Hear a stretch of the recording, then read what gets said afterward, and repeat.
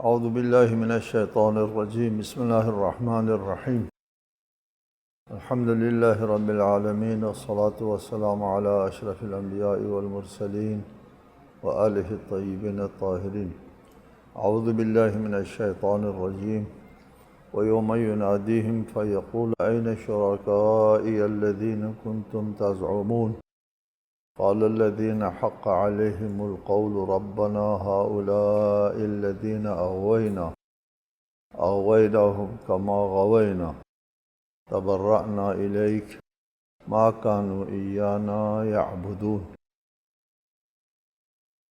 اور جس دن اللہ انہیں پکارے گا اور کہے گا کہاں ہیں وہ جنہیں تم میرا شریک گمان کرتے تھے،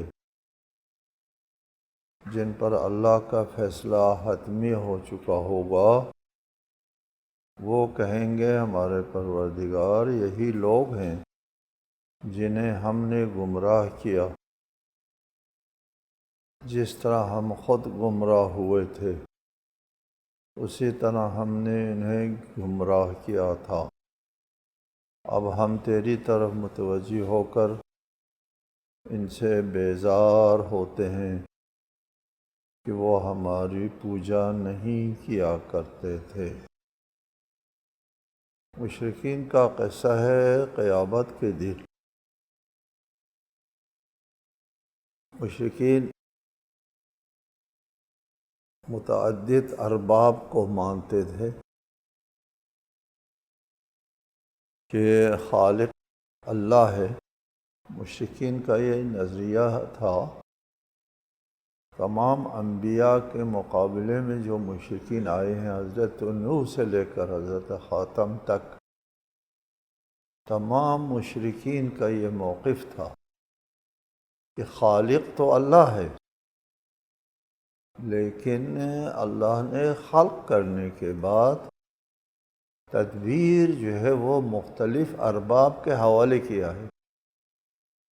کوئی بارش کا رب ہے، کوئی فتح و نصرت کا رب ہے، کوئی روزی دینے کا رب ہے، کوئی کیا، ارباب مختلف۔ وہ خلق اور تدبیر میں تفریق کے قائل تھے۔ خالق اللہ ہے، تدبیر دوسروں کے ہاتھ میں دیا ہے اللہ نے۔ وہ قیامت کا قائل نہیں تھے۔ وہ کہتے تھے بس یہی دنیا ہے، اسی دنیا میں ہم نے زندگی کرنا ہے اور مرنا ہے، ختم ہونا ہے۔ اور وہ پوجا کرتے تھے اپنے ارباب کی۔ پوجا کس لیے کرتے تھے؟ اپنے دنیاوی مسائل کے لیے وہ پوجا کرتے تھے، روزی کے لیے، فتح و نصرت کے لیے، اولاد کے لیے، وغیرہ وغیرہ کے لیے وہ پوجا کرتے تھے۔ قیامت کا تصور نہیں تھا۔ انبیاء آتے تھے، قیامت کا ذکر کرتے تھے تو وہ کہتے تھے کہ جب ہم خاک ہو جاتے ہیں تو پھر کیسے دوبارہ زندہ ہو جائیں گے ہم؟ ممکن نہیں ہے۔ شرک کی بنیاد یہ ہے، یہ بات ذہن میں رکھیں۔ شرک کی بنیاد خلق اور تدبیر میں تفریق کا قائل ہونا ہے۔ قرآن مجید میں جا بجا اس بات کا ذکر ہے کہ ان مشرکین سے اگر پوچھے آسمان و زمین کو کس نے خلق کیا، وہ کہیں گے اللہ نے خلق کیا۔ لَيَقُولُنَّ اللَّهُ، جی وہ خالق اللہ کو سمجھتے ہیں، رازق اللہ کو نہیں سمجھتے۔ اللہ نے خلق کیا ہے، رزق دینا جو ہے وہ ہمارے دوسرے خداؤں کے ذمہ ہے۔ خلق اور تدبیر حیات میں تفریق کے قائل ہیں۔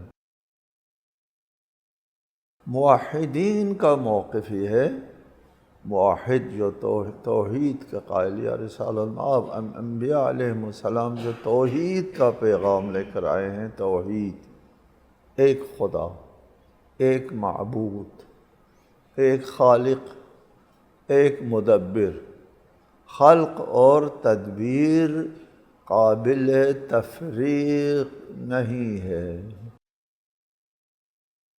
کہ خدا خلق کرے اور تدبیر حیات کوئی اور کرے۔ یہ قابل تصور نہیں ہے، نہیں ہو سکتا ایسا۔ اللہ تعالیٰ نے پانی کو خلق کیا، مشرکین کہتے ہیں پانی کو کس نے خلق کیا؟ یہ اللہ نے خلق کیا۔ جی، تو پانی کے اندر جو رطوبت ہے، پانی کے اندر جو رطوبت ہے وہی اسی میں تدبیر ہے، تدبیر حیات ہے۔ فَإِذَا أَنزَلْنَا عَلَيْهَا الْمَاءَ اهْتَزَّتْ وَرَبَتْ، ہم نے جب مٹی کے اوپر پانی نازل کیا تو اس میں جنبش آ گئی، زمین میں جنبش آ جاتی ہے، اور اس جنبش کے ذریعے جو دانہ خاک کے اندر گیا ہے اس دانے سے شاخیں نکلتی ہیں، جڑیں پھیلتی ہیں زمین کے اندر، اہتزاز آتا ہے، جنبش آتی ہے کہ وہ جڑیں جو ہے وہ اپنے مطلوبہ عناصر کی طرف بڑھتی ہیں، وہ مطلوبہ عناصر کو جذب کرتے ہیں اور مطلوبہ دانہ اگاتی ہیں۔ ٹھیک ہے، یہ کام کس نے کیا؟ پانی اللہ نے پیدا کیا، اس کو زمین کے اوپر کسی اور نے گرایا۔ زمین کے اندر جب دانہ جاتا ہے اس دانے میں اہتزاز اور جنبش کسی اور نے دلایا۔ وَرَبَتْ، اور پھر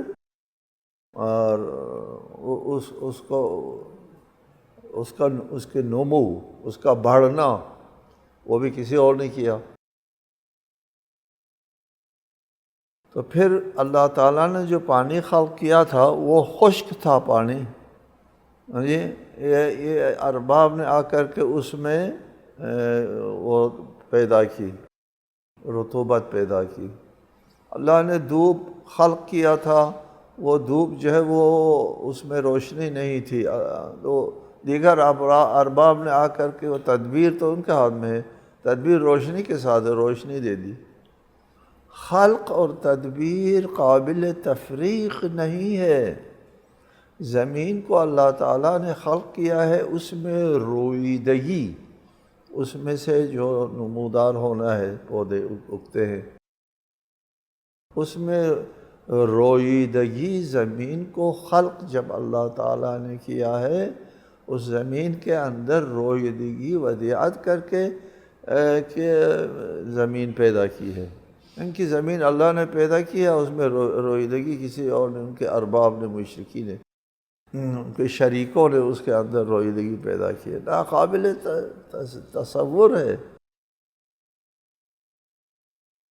آج بھی آپ کے لیے اس تصور کی ضرورت ہے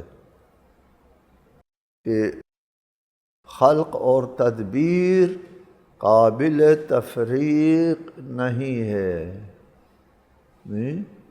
بِيَدِهِ مَلَكُوتُ كُلِّ شَيْءٍ، ہر چیز کی بادشاہت اللہ کے ہاتھ میں ہے، ہر چیز کے اوپر اللہ کی بالادستی ہے۔ اللہ تعالیٰ نے خلق کر کے کسی اور کی بالادستی نہیں ہے کہ وہ چلائیں اس کو۔ ٹھیک ہے، بہرحال مشرکین جو ہے وہ تخلیق اور تدبیر کے درمیان میں تفریق کے قائل ہے، جو قابل تصور نہیں ہے، ممکن نہیں ہے، ایسا ہو نہیں سکتا۔ اور تمام انبیاء علیہم السلام اسی قسم کی شرک کے مقابلے میں توحید پیش کیا ہے، جو یہی کہتے تھے خالق اللہ ہے اور تدبیر جو ہے وہ دوسروں کے ہاتھ میں ہے۔ تمام مشرکین کا یہی موقف تھا، اور تمام انبیاء نے اسی شرک کی نفی کی ہے۔ شرک یہی ہے، اس کے علاوہ اور کوئی شرک تو ہے نہیں۔ جی، شرک کی اور کوئی صورت نہیں۔ پھر ارباب متفرقہ جو بناتے تھے، ان کا وہ بت بنانا شروع کیا۔ شروع میں چونکہ وہ ہم اپنے رب کو نہیں دیکھتے، وہ سامنے آنا چاہیے، اس کا کوئی تصور سامنے آنا چاہیے، تو انہوں نے ان کے کوئی تصور سامنے لانے کے لیے شبیہ بنایا۔ شنی پوجا کرتے تھے، رب کا پوجا کرتے تھے، اور ان کو صرف شبیہ کے طور پر، رفتہ رفتہ یہی معبود ٹھہر گیا، بت پرستی۔ بعض محققین کا کہنا ہے بت پرستی مذہب شرک میں بھی انحراف ہے۔ شرک کے مذہب میں بت پرستی نہیں تھی، بعد میں بت پرستی آ گئی، شبیہ کے طور پر، نہ معبود کے طور پر۔ رفتہ رفتہ بعد میں وہی بت معبود بن گیا، اس کا پوجا شروع کر دیا۔ وہ اللہ تعالیٰ کا بت نہیں بناتے تھے، وہ کہتے تھے اللہ تعالیٰ کی شان اعلیٰ و ارفع ہے بت بنانے سے، جی وہ اللہ تعالیٰ کا احترام کرتے تھے۔ دوسرے مشرکین کی طرح نہیں تھے، وہ اللہ تعالیٰ کی اہانت نہیں کرتے تھے، وہ اللہ کا احترام رکھتے تھے، اللہ کا بت نہیں بناتے تھے، اپنے جو ارباب ہے ان کا بت بناتے تھے۔ اللہ کو رب الارباب کہتے تھے، ہمارے جو رب ہیں ان سب کا رب اللہ ہے، جی اللہ بھی رب ہے لیکن ارباب کا رب، جی تمام انبیاء نے اس شرک کا مقابلہ کیا ہے۔ شرک یہی ہے، اس کے علاوہ نہیں۔ وہ اس بات کے قائل نہیں تھے خالق جو ہے وہ 10-12 خالق ہیں، نہیں، خالق ایک ہے۔ مکہ کے لوگ جو ہے وہ کہتے تھے، وہ پھر لا شریکہ جو حضرت ابراہیم سے لا شریکہ وراثت میں ملی ہے وہ بھی، اور پھر اللہ کے ذریعے اپنا مذہب جو ہے اس میں ڈال دیا تھا۔ قیامت کا جب دن آئے گا، وَيَوْمَ يُنَادِهِمْ فَيَقُولُ أَيْنَ شُرَكَائِيَ الَّذِينَ كُنْتُمْ تَزْعُمُونَ، اللہ ان کو پکارے گا، کہاں ہے میرے مقابلے میں تم جس کو شریک بناتے تھے، وہ کہاں ہے؟ ادھر آگے لے آؤ، سامنے لے آؤ ان کو، جی این وہ شریک کہاں ہے جن ارباب کا تم پوجا کرتے تھے، وہ ارباب کہاں ہے؟ وہ میرا شریک کہاں ہے؟ شرک فی العبودیت، عبادت میں، پرستش میں وہ لوگ شریک کرتے تھے، اور تدبیر کائنات میں اللہ کے ساتھ وہ شریک ہے۔ وہ کہاں ہے؟ قیامت کے دن ان سے سوال ہوگا۔ قال الذین حق علیہم القول، اور جواب میں جن پر اللہ کا فیصلہ حتمی ہو چکا ہے۔ لقد حق القول، قرآن میں حق القول زیادہ آتا ہے، یہ تعبیر قرآن میں زیادہ ہے۔ حق القول، فیصلہ حتمی ہو چکا ہے، قیامت کے دن فیصلہ حتمی ہے، پھر ادھر ادھر کی کوئی گنجائش نہیں ہے، ختم ہو گئی بات۔ مشرکین کے لیے قیامت کے دن شرک قابل عفو گناہ نہیں ہے، مرنے کے بعد، مرنے سے پہلے وہ توبہ کر کے مسلمان ہو سکتا ہے، اگر مشرک جو ہے وہ ہے فطری ہے۔ لیکن اگر وہ دنیا میں توبہ کے بغیر، اسلام قبول کیے، توحید کی طرف آئے بغیر مر جاتا ہے، پھر عفو نہیں ہے۔ ان اللہ لا یغفر ان یشرک بہ ویغفر ما دون ذلک لمن یشاء، مرنے کے بعد کے لیے ہے۔ جب انسان مشرک مرتا ہے عفو نہیں ہے، معافی نہیں ہے، اور سفارش اور شفاعت نہیں ہے، کوئی گنجائش نہیں، ختم ہوئی گنجائش۔ حق علیہم القول، مر گئے شرک کے اوپر، حق علیہم القول، ان کے خلاف فیصلہ حتمی ہو گیا، پھر کوئی گنجائش نہیں۔ جن کے بارے میں فیصلہ حتمی ہو گیا، کب فیصلہ حتمی ہوگا؟ جب وہ مر جائیں گے۔ مشرک شرک کے اوپر جب مر جاتا ہے تو اس کے اوپر فیصلہ حتمی ہو جاتا ہے۔ وہ جن کے بارے میں فیصلہ حتمی ہو چکا ہے، گنجائش ختم ہو چکی ہے، وہ جواب میں کہیں گے ربنا ہؤلاء الذین اغوینا، اے ہمارے پروردگار، ہم نے رب کا معنی کیا ہے، آپ کے لیے ادھر پروردگار کر کے ترجمہ کرتے ہیں، رب مالک کو کہتے ہیں جی۔ رب کا مادہ کیا ہے؟ مادہ، رب کا مادہ ربایا نہیں ہے، ربایا نہیں ہے، رب کا مادہ ربابا ہے جی۔ ربایا اگر ہو جایا تو تربیت ہو جائے گی جی جی۔ مربی، رب کا معنی مربی، تربیت دینے والا، یہاں ایسا نہیں ہے۔ رب کا معنی جو ہے ربابا سے ہے، ربابا، رب جو ہے جس کا مادہ ربابا ہے، مالک کو کہتے ہیں یہ رب السفینہ، سفینے کا مالک۔ ربنا، اے ہمارے مالک، ہؤلاء الذین اغوینا، یہ وہ لوگ ہیں جنہیں ہم نے گمراہ کیا، اغویناہم کما غوینا، جس طرح ہم خود گمراہ ہو گئے تھے ان لوگوں کو ہم نے گمراہ کیا ہے۔ تبرأنا الیک، ابھی ہم ان سے بیزار ہوتے ہیں۔ وہ مشرکین کسی رب کو تو نہیں دکھا سکتے، قیامت کے دن کوئی چیز نہیں تھی۔ ما کانوا ایانا یعبدون، اور یہ ہماری پرستش نہیں کرتے تھے، ہمارا پوجا نہیں کرتے تھے۔ دنیا میں وہ پوجا کرتے تھے، قیامت کے دن نفی کرتے ہیں کہ وہ پوجا نہیں کرتے تھے۔ کیسے نفی کرتے ہیں قیامت کے دن؟ پوجا کس کو کہتے ہیں؟ یہ عبادت کی تعریف بھی سنیں، میں بتایا کرتا ہوں آپ لوگوں کے لیے۔ اصل میں درس یہی ہوتا ہے کہ اس قسم کے نکات آپ ذہن میں رکھیں۔ رب کس کو کہتے ہیں ذہن میں رکھیں۔ مشرک کون ہوتا ہے، ان کا کیا عقیدہ ہے، اس کو ذہن میں رکھیں۔ اور یہاں پر ما کانوا ایانا یعبدون، وہ ہماری عبادت نہیں کرتے تھے، تو عبادت کس کو کہتے ہیں؟ یہ جو کرتے تھے یہ عبادت نہیں تھی؟ کیا نہیں، یہ عبادت نہیں تھی۔ یہ عبادت کس کی ہوتی ہے؟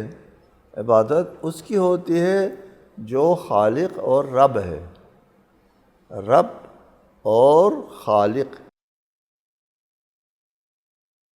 تو اس کی عبادت ہوتی ہے۔ یہ نہ خالق تھے نہ رب تھے، ان لوگوں نے رب بنا رکھا تھا، خالق تو نہیں سمجھتے تھے وہ، ان کو رب بنا رکھا تھا، مالک بنا رکھا تھا کہ ہمارا پالنے والا مالک جو ہے ان کی ملکیت میں ہے ہم۔ تو امر واقع میں ایسا نہیں تھا، اس کا انکشاف کہاں ہو جاتا ہے؟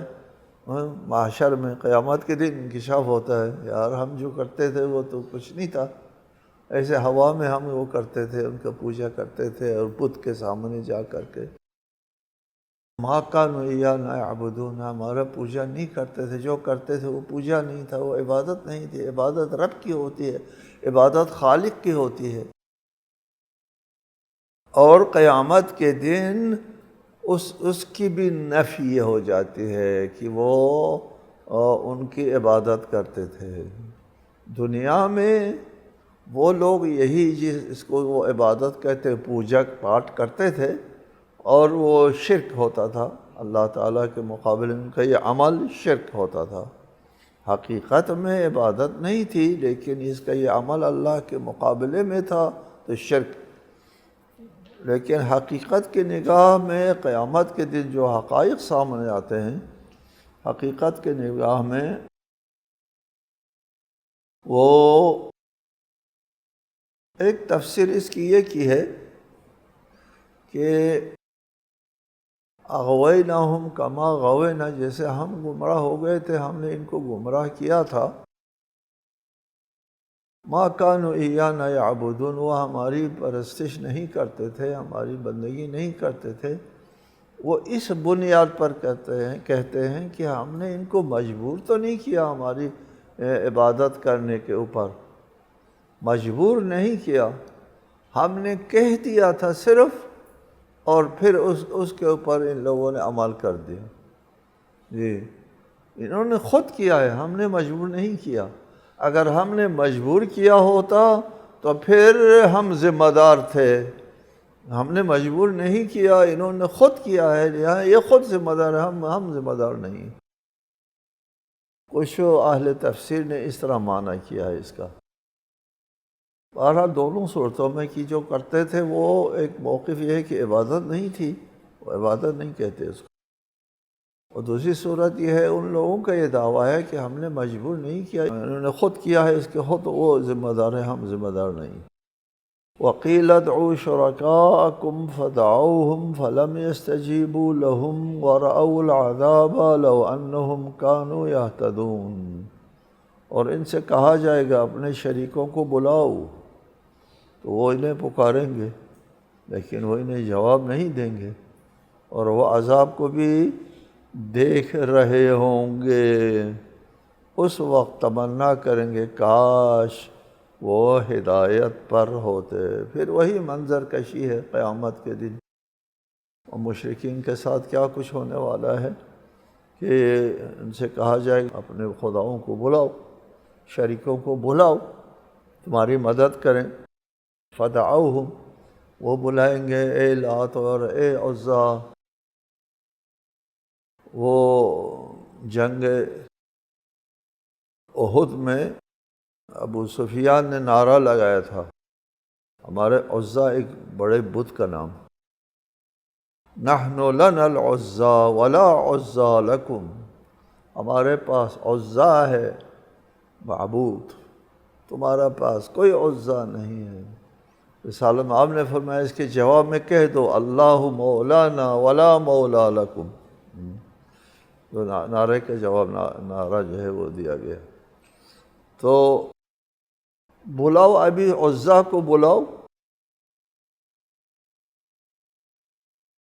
فدعوہم، ہمارے فریاد کو آ جاؤ، فلم یستجیبوا لہم، عزا نام کا کوئی وجود نہیں ہے، یہ کون جواب دے گا؟ کوئی جواب نہیں ملے گا، البتہ عذاب سامنے ہوگا، یہ عزا سامنے نہیں ہوگا، ان کے معبودوں میں سے کوئی بھی معبود سامنے نہیں ہوگا، وَرَأَوُا الْعَذَابَ، عذاب سامنے ہوگا۔ لَوْ أَنَّهُمْ كَانُوا يَهْتَدُونَ، وہ کہے کہ کاش کہ ہم ہدایت یافتہ ہوتے، ہدایت پر ہوتے تو یہ دن دیکھنے کو نہ ملتا کہ ہم اپنے معبودوں کو بلاتے ہیں تو معبود کی جگہ عذاب سامنے آتا ہے۔ وَيَوْمَ يُنَادِهِمْ فَيَقُولُ مَاذَا أَجَبْتُمُ الْمُرْسَلِينَ فَعَمِيَتْ عَلَيْهِمُ الْأَنْبَاءُ يَوْمَئِذٍ فَهُمْ لَا يَتَسَاءَلُونَ، اور اس دن اللہ انہیں ندا دے گا اور فرمائے گا تم نے پیغمبروں کو کیا جواب دیا تھا، ماذا اجبتم المرسلین، پیغمبروں کو کیا جواب دیا تھا۔ تو ان کو ان باتوں کا پتہ نہیں چلے گا جن سے رسولوں کو جواب دیا ہے، اور اس دن وہ ایک دوسرے سے پوچھ بھی نہ سکیں گے۔ قیامت کے دن سوال ہوگا مشرکین سے، انبیاء کی تکذیب کرنے والوں سے سوال ہوگا، ینادیہم فیقول ماذا اجبتم المرسلین، مرسلین کو تم لوگوں نے کیا جواب دیا تھا، میں نے تمہاری ہدایت کے لیے انبیاء بھیجے تھے اور انبیاء نے تمہارے سامنے دعوت رکھی تھی تم کو اللہ کے اوپر ایمان لانے اور توحید کے لیے تم کو دعوت دی تھی، تو ماذا اجبتم، تو تم نے کیا جواب دیا تھا انبیاء کو، سوال ہوگا قیامت کے دن۔ فعمیت علیہم الانباء، اس وقت ان کے لیے کچھ نہیں پتہ چلے گا کہ ہم کیا کہیں، کیا جواب دیں۔ انبیاء کے لیے ہم نے کیا کہا تھا، جو جواب دیا ہے وہ قابل ذکر نہیں ہے، جو قابل ذکر جواب ہے وہ ہم نے کیا نہیں ہے۔ فعمیت علیہم الانباء، وہ بات بنتی نہیں، کوئی بات نہیں بنتی، کیا کہیں۔ اقرار کریں گے، اعتراف کریں گے تو خوف، انکار کریں گے تو قابل انکار نہیں ہے، حقائق سامنے ہے۔ فعمیت علیہم الانباء فہم لا یتساءلون، ایک دوسرے سے پوچھ بھی نہیں سکیں گے، ایک دوسرے سے پوچھنے کی بھی ہوش و حواس میں نہیں ہوگا۔ ایک پریشانی کا عالم ہوگا اور ایک ہولناکی، ایک ہولناک صورتحال کے ساتھ ان کا سامنا ہوگا۔ اللہ اکبر، اس کا اندازہ اور تصور ہم نہیں کر سکتے۔ قیامت کے دن مشرکین کا کیا حال ہوگا، مشرکین کا حال ہوگا کیا، مومنین کا کیا حال ہوگا۔ مومنین بھی تو فزع اکبر میں ہوں گے، بہت بڑی ہولناکی میں ہوں گے، اور اللہ تعالیٰ کے سامنے حساب کتاب کے لیے پیش ہونا ہوتا ہے۔ احادیث میں ہے کہ ایک شخص 70 انبیاء کا ثواب لے کر محشر میں پیش ہوتا ہے، 70 انبیاء کا ثواب لے کر محشر میں پیش ہوتا ہے تو وہ سمجھے گا آہ آہ، میں تو کچھ نہیں لے کر آیا، یہاں تو بہت کچھ چاہیے تھا۔ ہاں یار، 70 انبیاء کا ثواب لے کر آیا ہے تو وہ بھی پریشان ہوگا۔ تو ہم تو 70 لوگوں کو گناہ لے کر کے جاتے ہیں، وہ کس قدر پریشانی ہوگی۔ بہت پریشانی کا دن ہے قیامت کا دن، یوم الفزع الاکبر۔ دعاؤں میں ہمیشہ دعاؤں میں یہ بات رکھنا ہوتا ہے، نجنی من الفزع الاکبر، بہت بڑی پریشانی سے مجھے نجات دلا۔ بہت ہولناکی ہے قیامت کا دن۔ انبیاء علیہم السلام، حضرت خلیل، حضرت ابراہیم خلیل کہتے تھے وَلَا تُخْزِنِ يَوْمَ يُبْعَثُونَ، جب یہ لوگ مبعوث ہوں گے قیامت کے دن، اس دن مجھے رسوا نہ کر۔ حضرت خلیل رسوائی سے خوف کرتے ہیں۔ ایک نفسا نفسی کا عالم ہوگا، تو یہ تو اہل ایمان کا یہ حال ہوگا، مشرکین کا کیا حال ہوگا، ان کے لیے کیا پریشانی ہوگی، ان کے لیے بہت بڑا عذاب سامنے آئے گا، وہ قابل وصف و بیان نہیں ہے۔ فَأَمَّا مَنْ تَابَ وَآمَنَ وَعَمِلَ صَالِحًا فَعَسَىٰ أَن يَكُونَ مِنَ الْمُفْلِحِينَ، لیکن جو توبہ کرے، ایمان لائے اور نیک عمل بجا لائے تو فَعَسَىٰ، امید ہے کہ وہ نجات پانے والوں میں سے ہو جائے گا۔ مشرک ہے ایک شخص، شرک کیا اس نے ایک عرصے تک، پھر اس کے بعد تابہ، توبہ کی۔ توبہ کرنے سے التائب من الذنب کمن لا ذنب لہ، گناہ سے توبہ کرنے والا ایسا ہو جاتا ہے جیسا کہ اس نے گناہ کیا ہی نہیں۔ قابل التوب، تواب، خداوند عالم توبہ قبول کرنے والا ہے۔ توبہ کرو، سارے گناہ دھل جاتے ہیں۔ من تاب، شرک سے توبہ کرے کوئی، وآمن، اور ایمان لے آئیں۔ ایمان لے آئیں کس پر؟ خدا کی وحدانیت پر، کہ خدا اللہ تعالیٰ ایک ہے، ایک خالق، ایک رازق، ایک مدبر۔ جی، تاب و آمن، ایمان، صرف ایمان کافی نہیں ہے۔ وعمل صالحا، مگر وہ شخص جو توبہ کرے، ایمان لے آئے اور نیک اعمال بجا لائیں، فعسیٰ ان یکونوا من المفلحین، ان لوگوں کے لیے امید ہے کہ یہ لوگ نجات پا جائیں گے قیامت کے دن انشاءاللہ تعالی۔ اللہ تعالی ہم کو مفلحین میں سے قرار دے۔ السلام علیکم ورحمۃ اللہ وبرکاتہ۔